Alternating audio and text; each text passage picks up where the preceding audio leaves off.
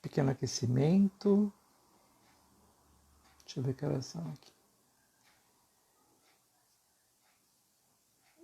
1 minutinho para 22 horas. Boa noite, Lilian. Tudo bom? Bem-vinda. O som tá bom? O som tá ok? Eu acabei entrando um pouquinho antes. Deve fazer alguns pequenos ruidinhos de vez em quando, porque tem os carros que passam aqui. A ideia é que isso aqui dê um certo isolamento. Espero que funcione. Obrigado. Eu espero só mais um minutinho, já vou começar, porque a ideia aqui, que horas são? 10 horas. Vamos dar 10 e 1, aí a gente já põe o carrinho aqui para andar, tá? Muito bom também, muito bom. Obrigado pela presença aqui, por prestigiar. Obrigado, viu? Tá, perfeito. Esperar mais um tiquinho e a gente já inicia, tá?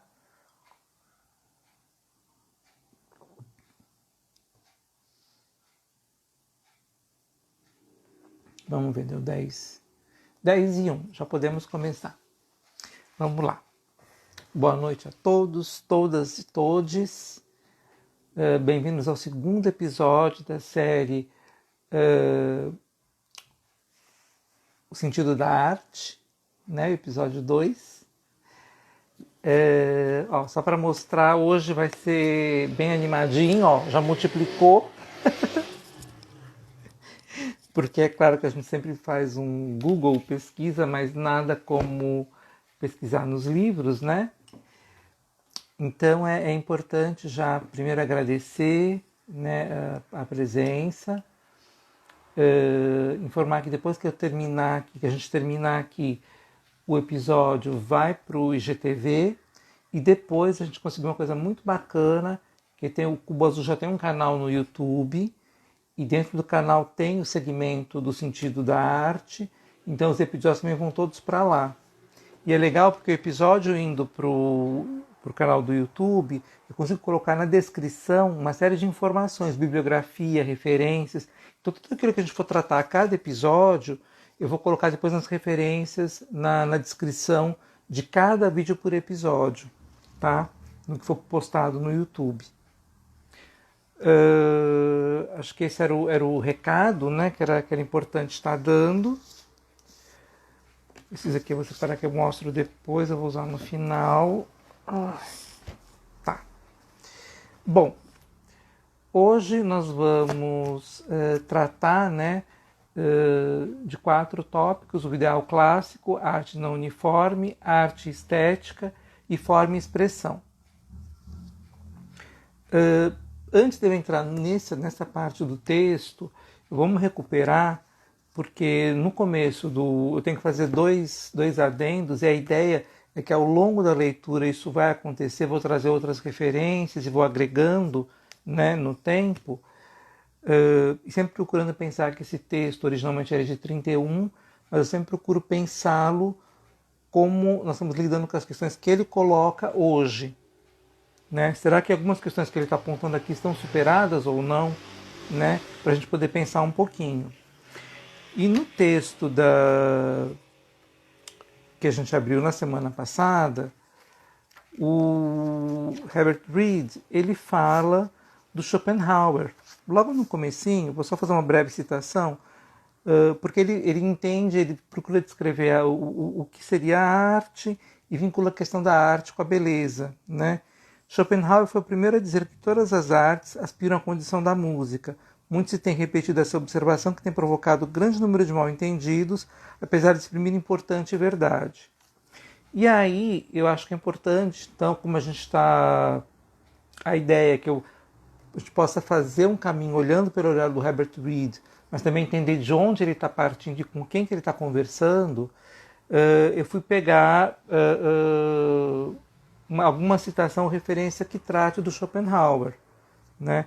também não vou eu aqui querer sair falando coisas, né? É bom pegar como diz a Rita Von Hunt, pegar uma boa bibliografia. E aí eu peguei o Harold Osborne, Estética e História da Arte, Estética e Teoria da Arte, desculpem, depois vai lá para a nossa bibliografia, e vou ler um trechinho do que ele comenta do Schopenhauer, para a gente entender o que Schopenhauer pensava e que causa esse contraponto para o Herbert Reed. Schopenhauer é um pensador, né? Ele nasceu na Polônia em 1788 e faleceu na Alemanha em 1860. Então, citando o Harold Osborne, tá? Em Estética e Teoria da Arte. Entre os filósofos modernos, Schopenhauer desenvolveu cabalmente uma teoria do tipo neoplatônico, que fala do Platão, né? Uma renovação da teoria platônica. Revendo a opinião, entre aspas, perversa e insensata, de que o artista pode criar uma bela forma reunindo na mesma imagem os belos pontos de certo número de modelos, Schopenhauer via que, para reconhecer a beleza deste ou daquele traço e a imperfeição daquele outro num determinado modelo, o artista já deve trazer diante do espírito um tipo ideal de beleza, que emprega como padrão no julgamento de casos particulares. Afirmava que os verdadeiros objetos da percepção estética são as ideias platônicas, isto é, as formas essenciais, permanentes do mundo e de todos os seus fenômenos. Quer dizer, os elementos já estão dados e é a partir deles que o artista vai construir a sua percepção de beleza e de criação. Conquanto se referisse às vezes a essas ideias de uma forma aristotélica como tipos genéricos, acreditava que elas não poderiam ser encontradas empiricamente, por tentativa, né? Por exemplo, examinando e comparando uma seleção representativa das figuras humanas, como Dürer tentou fazer. Dürer é o artista alemão, 1471 a 1528, mas tão somente quando se fazia a seleção orientada por um ideal já existente, do qual procedia os princípios válidos de preferência. Schopenhauer, portanto, considerava a arte como forma de conhecimento, uma visão direta, intuitiva, das essências metafísicas que são reais de um modo mais fundamental do que os objetos reais do mundo fenomênico e estão, de certa forma, imperfeitas e parcialmente encerradas no mundo da percepção sensorial. Ou seja, a beleza é o que eu observo, é o que eu sinto, sensorialmente o que eu posso, pelos meus sentidos, apreender à minha volta, que está dado. Né? São esses elementos a partir dos quais o artista vai trabalhar. Tá? E como ele citou o Dürer, aqui eu vou só brevemente também mostrar uma obra do Dürer, né? Um besouro, aqui, ó, para vocês terem uma referência. Né? Ele fala das figuras humanas, mas aqui eu estou pegando uma figura de um inseto que ele desenhou para essa preocupação em aprender a realidade. Né? Tá? Bom, além do Schopenhauer, que ele citou, ele também comenta, e vai aparecer num outro momento, eu vou pegar a referência que ele fez aqui, o Benedetto Croce, acho que é Croce que fala, Croce, que ele cita aqui, quando ele fala sobre arte como intuição. Atualmente, ele fala que de uma teoria, né, a beleza, conforme o tempo define-se em geral, e mais simplesmente como aquilo que dá prazer, e dessa forma muitos é que admitem poder considerar-se como artes, comer, cheirar e outras sensações físicas. Embora se possa mostrar rapidamente o absurdo de tal teoria, nela se baseia a completa escola de estética e até pouco tempo tal escola chegava mesmo a predominar. Atualmente foi suplantada em linhas gerais por uma teoria da estética devida a Benedetto Croce, e muito embora tenha surgido uma onda de crítica a essa teoria, o seu postulado geral, isto é, que a arte fica perfeitamente definida quando simplesmente definida como intuição, revelou-se muito mais esclarecedor do que qualquer outra teoria anteriormente formulada. Eu estou lendo rapidamente porque eu já li esse texto no encontro anterior. Então, que teoria é essa do Benedetto Croce? Então vamos trazer o Benedetto para cá, para a gente colocar no nosso caderninho aqui de leituras. Aí eu vou usar para me referir o Pequena História da Filosofia, do professor Luiz Antônio Washington Vita, tá certo? Aí ele diz o seguinte: Benedetto Croce, 1866 a 1952, italiano, historiador e erudito, iniciou sua reflexão filosófica e propósito do problema historiográfico, reduzindo a história à arte. Ele entendia a leitura da história através da arte. Depois, meditando sobre o conceito de arte, distingue da história e sucessivamente constrói uma sua filosofia do espírito em 4 partes: estética, lógica, economia e prática. Voltando ao conceito da história, aprofundou seu conceito até culminar no historicismo crítico. Portanto, a partir da estética, formula Croce sua problemática, buscando a categoria com a qual são possíveis os juízos sobre a arte, a ciência e a prática, nas 2 formas, econômica e moral. E daí passou a indagar qual seria o juízo que leva todos os outros, encontrando-o no juízo histórico. É só para completar esse pensamento sobre Croce. Para Croce, 2 são as formas fundamentais de atividade espiritual: a atividade teorética e a atividade prática, cada uma das quais tem 2 graus. Na primeira se distinguem, entre aspas, a intuição ou conhecimento do individual e o conceito ou conhecimento do universal. Ou seja, você vai do indivíduo para o todo, né? Na segunda, o útil ou volição do individual e o bem moral ou volição do universal. Os 4 graus da atividade espiritual se exprimem na arte, intuição, na filosofia, conceito, na economia, utilidade e na moral, bem. Portanto, o conhecimento ou é conhecimento intuitivo, por fantasia do individual, das coisas singulares, ou é conhecimento lógico, do intelecto, do universal, das relações entre as coisas, é, enfim, o produtor de imagens ou produtor de conceitos. A primeira forma de conhecimento é autônoma e é a arte, que é precisamente intuição ou representação de um estado de ânimo ou de um sentimento. A arte é liricidade, que encontrou sua expressão numa imagem. Como tal, a arte se distingue de todas as demais formas de atividade do espírito. Nela, o sentimento tumultuoso se converte em claras intuições. A arte, mais que a imaginação, é fantasia poética ou criadora. Não é sentimento imediato, mas sentimento contemplado. E nele, a fonte do sentimento se universaliza graças à infinidade da expressão. É intuição e expressão e, portanto, arte e linguagem se identificam. Ou seja, pelo Croce, a arte é um processo intuitivo e, por consequência, uma forma de expressão e linguagem. Certo? Bom, espero que isso tenha ampliado, acrescentado, não tenha complicado, mas acho que no nosso caminho isso vai se embolar mais um pouquinho, mas assim que é bom, né? Então vamos à leitura de hoje. Então estamos no número 6, o ideal clássico. Indubitavelmente, o conceito de beleza comporta significação histórica limitada. Surgiu na Grécia Antiga como fruto de certa filosofia particular da vida.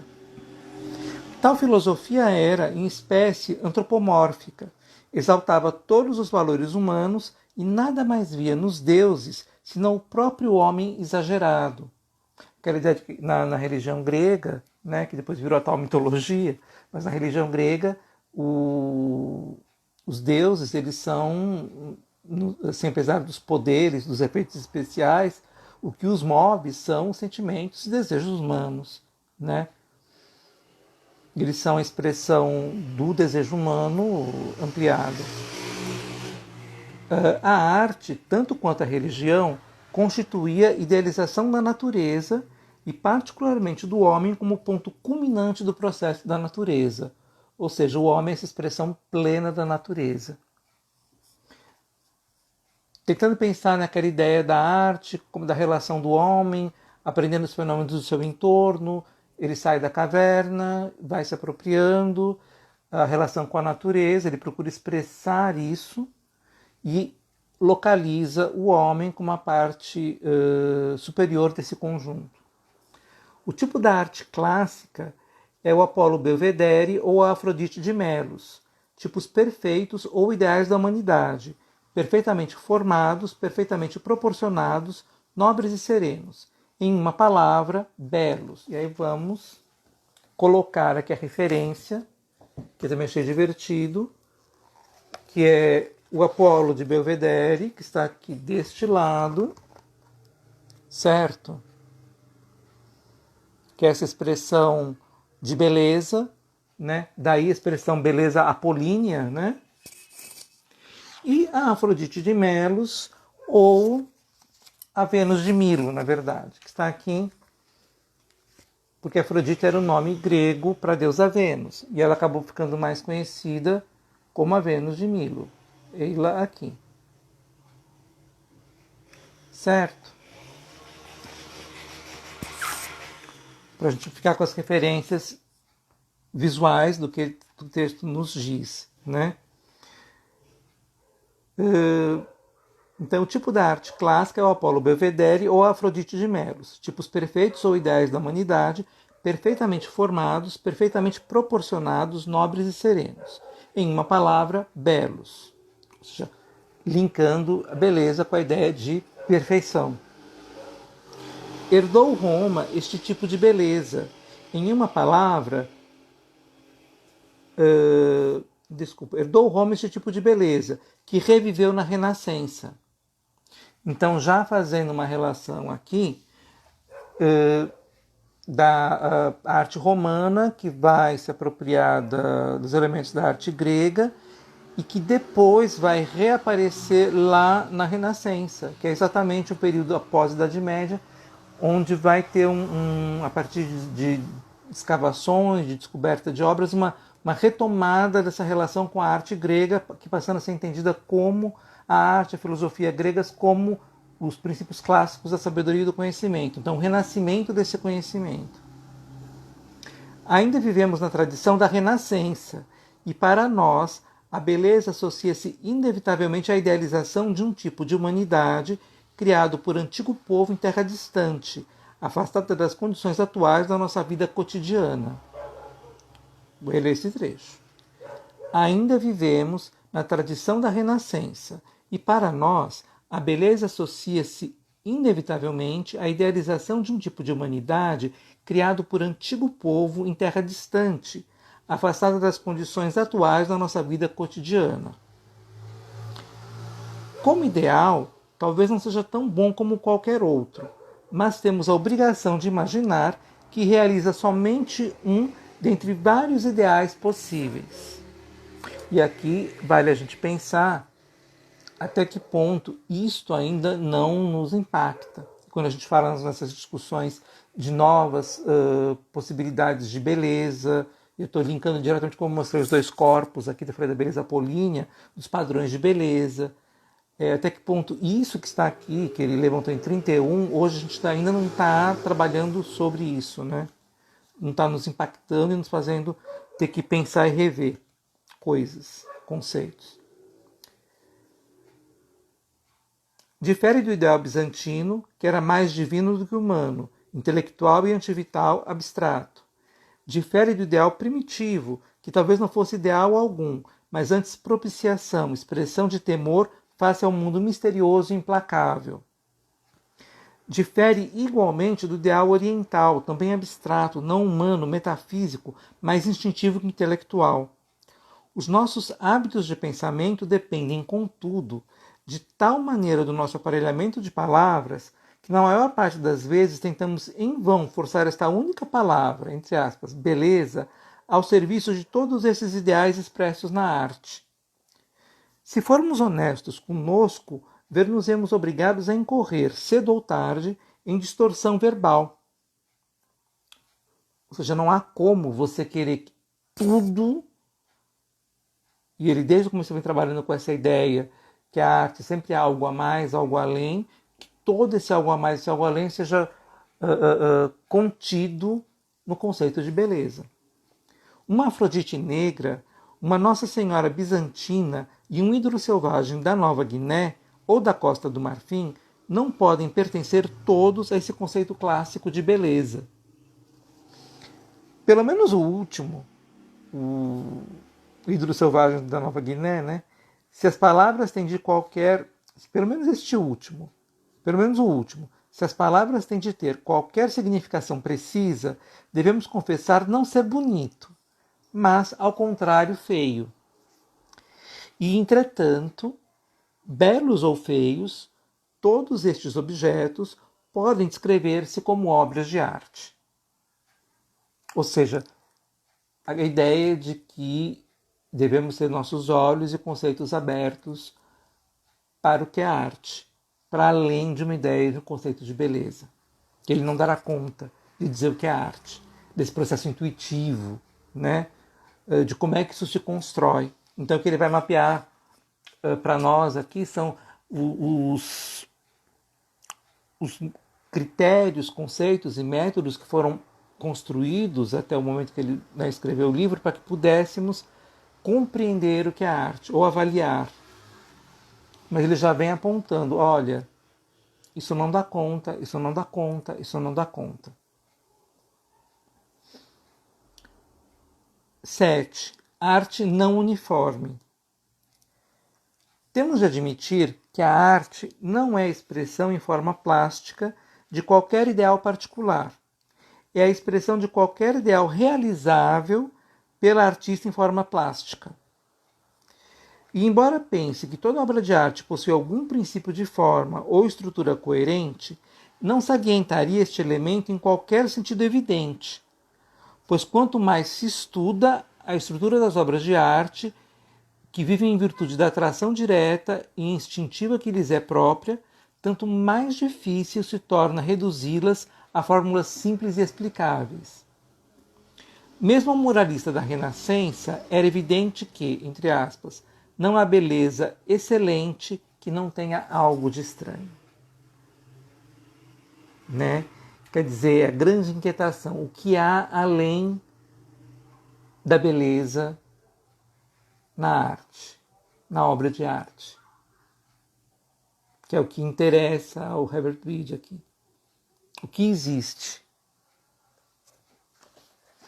E aí vai falar sobre arte e estética. 8. Seja lá como for o que se defina...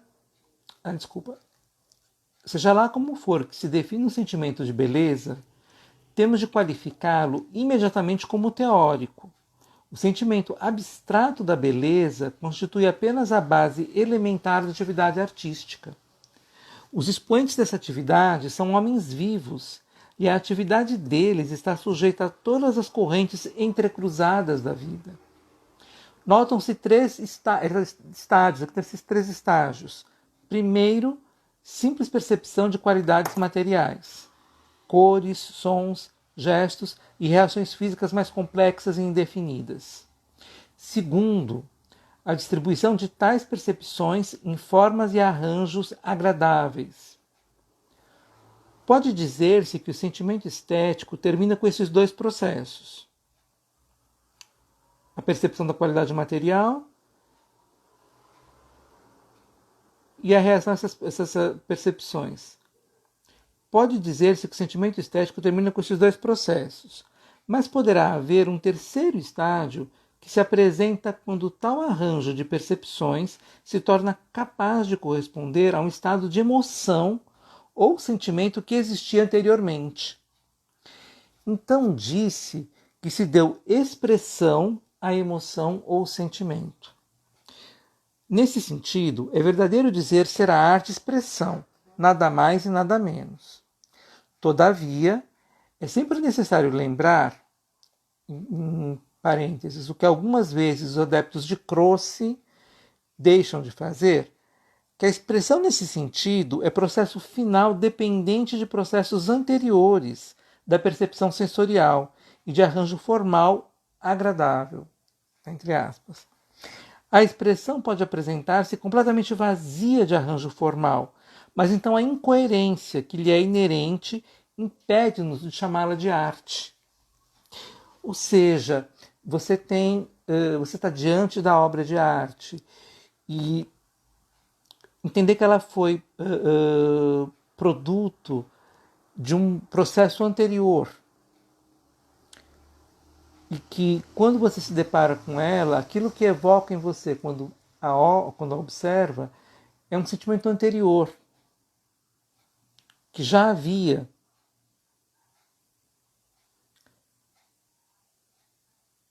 E aí ele continua: a estética ou ciência da percepção versa somente os primeiros dois processos. A arte pode implicar em valores de natureza emocional dessa ordem. Pode dizer-se que quase toda a confusão na discussão do que seja arte resulta de não se manter clara tal distinção. Introduzem-se ideias que dizem respeito tão só à história da arte, em discussões do conceito de beleza. O objetivo da arte, que consiste na comunicação do sentimento, confunde-se indissoluvelmente com a qualidade de beleza, a qual consiste no sentimento comunicado por formas particulares. Ou seja, compreender a arte, compreender a obra de arte, debruçar-se sobre ela e poder ter um olhar sobre ela, vai a partir do momento que nós estamos diante dela e não do que é dado. Ou seja, até então, e é isso que ele está propondo como reflexão, a arte é dada como um processo finito quando a obra é criada, ela é conclusa. E ele está dizendo o seguinte: não, ali é um ponto de partida. Quando nós nos colocamos diante da obra de arte, ela nos desperta emoções que já estavam em algum lugar, mesmo que nós não conscientemente compreendêssemos, nos evoca, né? E daí é que acontece o processo de experimentação, de vivência com a arte. Mas que isso, muitas vezes, não é considerado no estudo, na avaliação da arte. E no que eu acho que ainda hoje, com todas essas teorias, e ainda hoje é um problema que permanece, né? Márcia, boa noite, bem-vinda. Forma e expressão. 9. O elemento permanente que, na humanidade, corresponde ao elemento de forma na arte é a sensibilidade estética do homem. É a sensibilidade que é estática. O variável é a interpretação que o homem dá às formas de arte, que se dizem, entre aspas, expressivas, quando lhe correspondem aos sentimentos imediatos. Ou seja, sempre esse entendimento que a obra de arte, a leitura da obra de arte é uma relação imediata, é aquilo que eu vejo, aquela primeira evocação que ela me traz, né? Ele está falando, contudo, as mesmas formas podem possuir valor expressivo diferente, não apenas para pessoas diferentes, mas também para períodos diferentes de civilização. Expressão é termo muito ambíguo. Emprega-se para indicar reações emocionais diretas, mas a própria disciplina ou restrição por meio da qual o artista completa a forma é, de per si, maneira de expressão.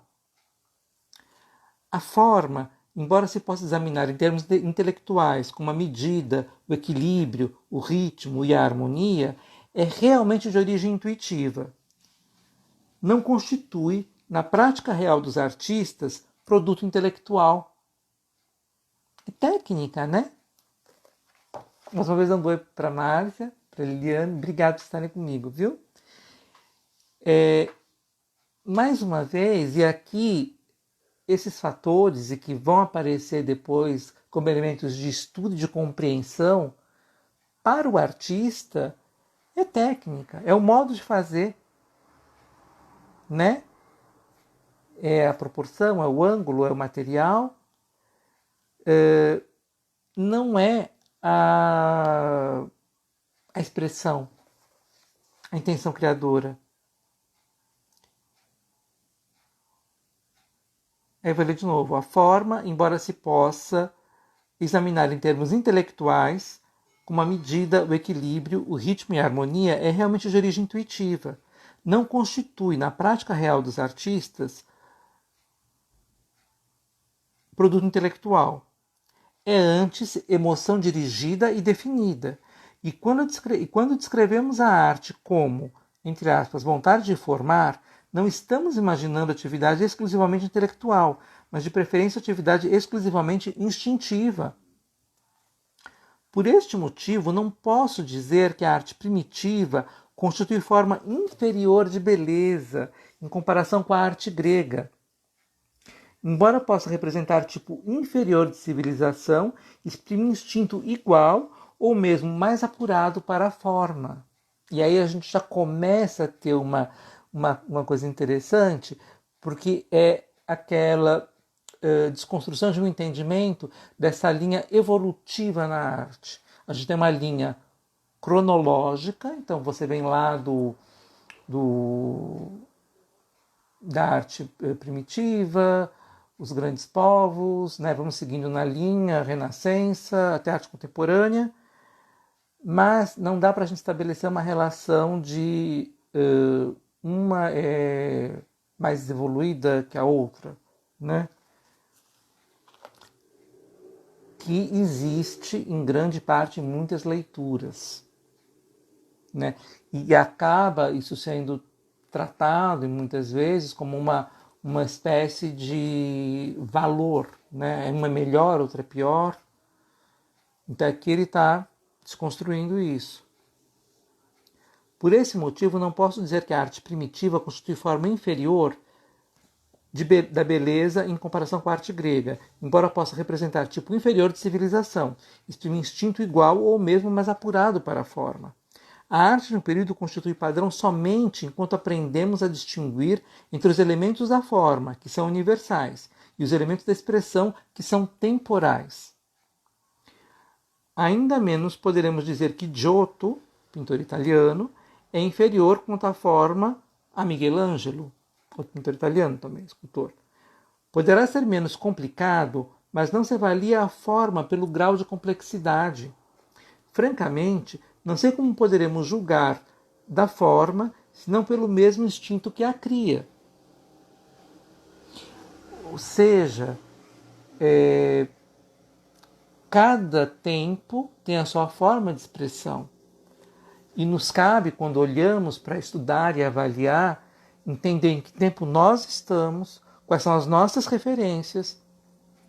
E quando nós nos deslocamos para olhar uma obra, seja do nosso tempo, seja do período medieval, seja da pré-história, do povo egípcio, quais eram, até onde a gente pode saber, os valores que pautavam o modo de expressão e de criação daquele povo.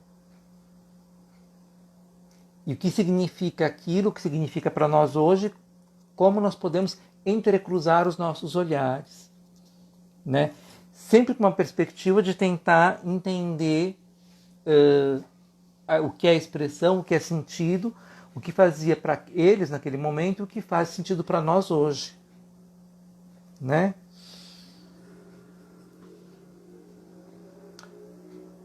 Na próxima etapa, ele já vai entrar nos conceitos, aí começando pelos gregos, sobre a seção áurea, falando de harmonia, ou seja, esse conceito de beleza, que até então a gente discutiu enquanto intuição, como expressão, quais são os mecanismos criados, ou seja, vamos voltar na figura aqui do Apolo, do Belvedere, que eu já perdi a Vênus de Milo aqui, cadê? Que ele citou. A Vênus de Milo está aqui, o Apolo está um pouquinho mais para cá. Ele já vai aparecer aqui, ó. Então, se eu pegar essa imagem, quer dizer, quais são os conceitos que vão nortear a elaboração desta figura? Quais são os critérios, o método utilizado para chegar? Porque não se trata apenas de uma reprodução de um olhar, né, da realidade, mas de uma construção. Então, como é que essa construção é feita? Que método é utilizado? É o que ele vai começar a tratar a partir nos próximos tópicos, né? Falando sobre a seção áurea, a distorção. A gente vai conversar no nosso próximo encontro, né?